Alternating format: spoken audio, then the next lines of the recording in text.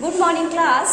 तो कल हम लोगों ने स्टार्ट किया था अपना चैप्टर 12 फ्रिक्शन, जिसमें हम लोगों ने फ्रिक्शन पढ़ लिया था और फ्रिक्शन अननेसेसरी और एविल कल खत्म किया था। तो आज हम लोग पढ़ेंगे increasing and reducing friction. Friction को बढ़ाएं कैसे, इंक्रीज कैसे करें और घटाएं कैसे, रिड्यूस कैसे करें। ठीक है, हम लोग फ्रिक्शन को बढ़ा भी सकते हैं और डिक्रीज भी कर सकते हैं, रिड्यूस भी कर सकते हैं, कम भी कर सकते हैं।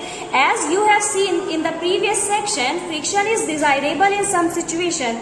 Have you ever thought why the sole of your shoes is grooved? Groove मतलब खांचेदार। आप लोगों ने देखा है आपकी जो शूज की सोल होती है वो खांचेदार होती है, बिल्कुल चिकनी नहीं होती है, खांचेदार होती है। तो ऐसा क्यों होता है? It is done to provide the shoe better grip on the floor. ये इसलिए होता है कि जो आप फ्लोर में चलते हो तो आपकी ग्रिप उससे अच्छी बनी रहे, मतलब जो आपकी पकड़ हो फ्लोर में वो अच्छी बनी रहे, क्योंकि ऊपर नीचे होगा तभी तो इंटरलॉकिंग अच्छी होगी, तो फ्रिक्शन ज्यादा लगेगा।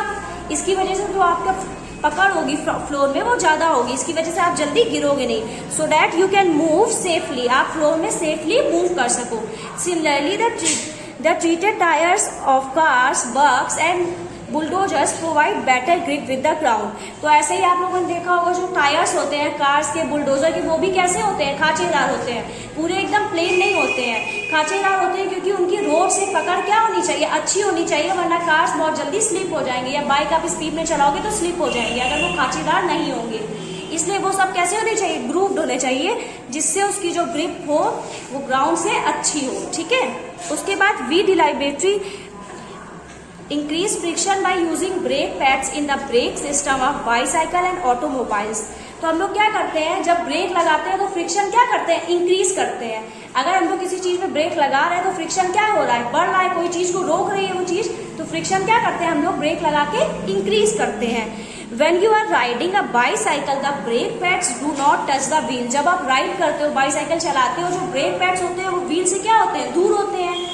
और जैसे ही आप वो लगाते हो, ब्रेक लगाते हो, but when you press the brake lever, these pad arrest the motion of the rim due to friction. तो पैड्स जो होते हैं ब्रेक वाले वो क्या करते हैं? तुरंत उसको पकड़ लेते हैं। जो आपका टायर गोल गोल घूम रहा होता है उसको पकड़ लेते हैं और टायर क्या करता है? घूमना बंद कर देता है और आपकी बाईसाइकिल रुक जाती है। लेकिन जब आप चलते हो तब तो वो नहीं पकड़ के रखते हैं, जब आप ब्रेक दबाते हो तभी फ्रिक्शन क्या होता है? इंक्रीज होता है, वो उसको पकड़ लेते हैं और वो जो साइकिल होती है आप में उसमें ब्रेक लग जाती है और वो चलना बंद कर देती है। तो इस केस में हम लोगों ने क्या किया? फ्रिक्शन को इंक्रीज किया है, बढ़ाया है। ठीक है, द व्हील स्टॉप मूविंग।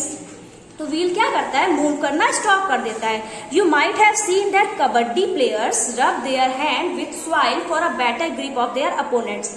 जो कबड्डी के प्लेयर होते हैं, जो कबड्डी खेलते हैं, वो क्या करते हैं? मिट्टी उठा के अपने हाथों में रगड़ते हैं जब वो दूसरी टीम पे जा रहे होते हैं, कबड्डी बोल के जाते हैं वो। तो ऐसा क्यों करते हैं? क्योंकि जैसे वो कबड्डी खेलते हैं तो इतना गर्मी वगैरह होता है तो उनके हाथ में क्या आ जाता है? स्वेट आ जाता है, पसीना आने लगता है।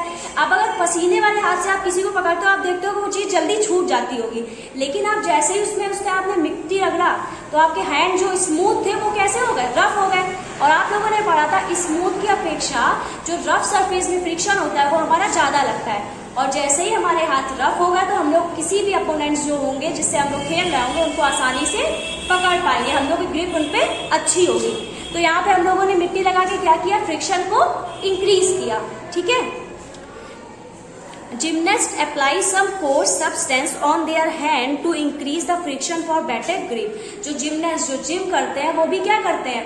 कोई एक सब्सटेंस लगाते हैं, कुछ लगाते हैं अपने हाथ में, अपने हाथ को रफ बनाने के लिए, जिससे वो बड़े बड़े जो उठाते हैं अपना बॉडी बनाने के लिए, वो उनके हाथ से जल्दी फिसले नहीं, क्योंकि वो भी इतना वर्कआउट करते हैं, उनके खूब सारा स्वेट आ जाएगा, पसीना आ जाएगा।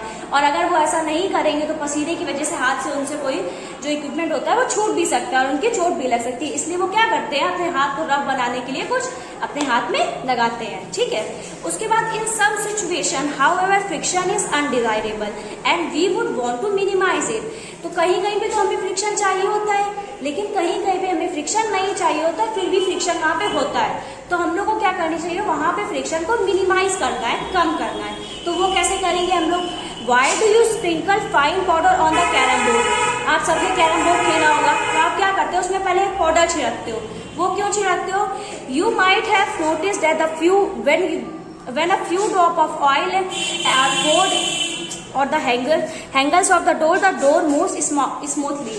तो आप क्या करते हो, जब डोर बहुत टाइट खुलने लगता है तो उसमें क्या डालते हैं, थोड़ा सा ऑयल डालते हैं, और ऑयल डालते ही डोर आपका स्मूथली खुलने लगता है। अब bicycle and a motor mechanics use grease between the moving part of this machine. जो बाईसाइकिल होती है और आपकी कार्स होती है या फिर बाइक होती है, तो उसमें क्या लगाते हैं हम लोग, ग्रीस लगाते हैं। जो मूविंग पार्ट्स होते हैं जैसे पहिए में हम लोग ग्रीस लगाते हैं कि वो आसानी से मूव कर सके।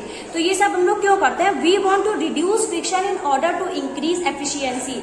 हम लोग यहाँ पे क्या करते हैं, फ्रिक्शन को रिड्यूस करते हैं, कम करते हैं। अब जैसे ही हम लोग ने फाइन पाउडर अपने कैरम बोर्ड में छिड़का तो क्या हुआ, पहले वो रफ सरफेस थी और जैसे ही फाइन पाउडर छिड़का तो वो स्मूथ सरफेस में टर्न हो गई, और स्मूथ सरफेस में फ्रिक्शन कम लगेगा और हम लोग आराम से अपना कैरम खेल पाएंगे।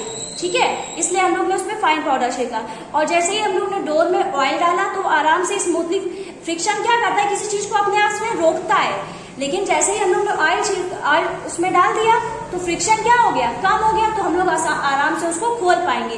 कभी कभी आप देखो सर्दियों में जो ये कुंडियां होती हैं डोर्स की, वो भी बहुत टाइट हो जाती हैं, तो उसमें मम्मी लोग क्या करते हैं, ग्रीस लगा देती है, ऑयल लगा देती है, तो आराम से खुलने लगती है। तो ये भी क्यों करते हैं, क्योंकि हम लोग फ्रिक्शन को वहां पे रिड्यूस करना चाहते हैं, कम करना चाहते हैं। ठीक है, when oil, grease or graphite is applied between the moving part of machine, a thin layer is formed there and moving surface do not directly rub against each other.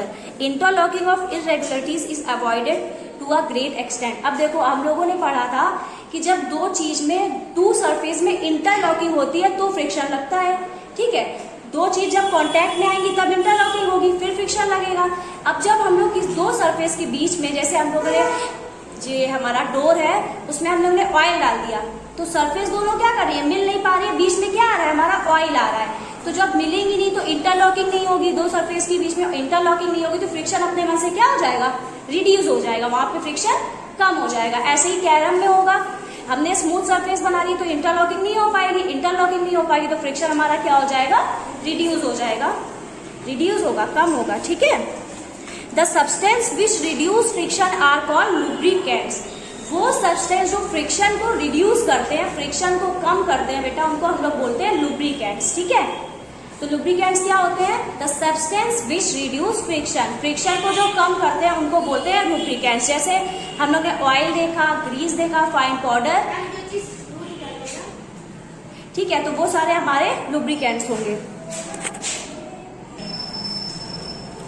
So the substance which reduce the friction are called lubricants. वो substance जो reduce कर देते हैं friction को हमारे कम कर देते हैं, वो होते हैं हमारे बेटा lubricants. In some machine it may not be advisable to use oil as lubricant. कुछ मशीन लेकिन ऐसी भी होती है जिसमें हम लोग ऑयल को यूज नहीं करते हैं।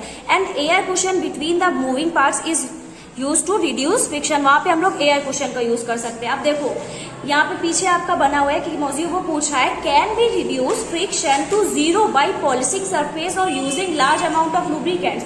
क्या हम लोग फ्रिक्शन को एकदम रिड्यूस करके जीरो में ला सकते हैं? क्या फ्रिक्शन हम लोग ऐसा कर सकते हैं कि पूरा खत्म हो जाए? जैसे अभी हम लोगों ने पढ़ा लुब्रिकेंट्स क्या होते हैं, लुब्रिकेंट्स करके हम लोग फ्रिक्शन को क्या कर रहे हैं, रिड्यूस कर रहे हैं। तो वो सोच रहा है कि हम लोग ऐसा कर सकते हैं कि खूब सारा लुब्रिकेंट यूज कर दें, लेके जाए डोर के पास पूरी ग्रीस की बोतल उलट दें, तो क्या ऐसा होगा फ्रिक्शन पूरा खत्म हो जाएगा? तो बेटा ऐसा कभी नहीं होता है। देखो उसमें आंसर भी दिया है, friction can never entirely eliminated मतलब फ्रिक्शन कभी भी हम लोग हटा नहीं सकते हैं, कभी भी हम लोग पूरा खत्म नहीं कर सकते हैं।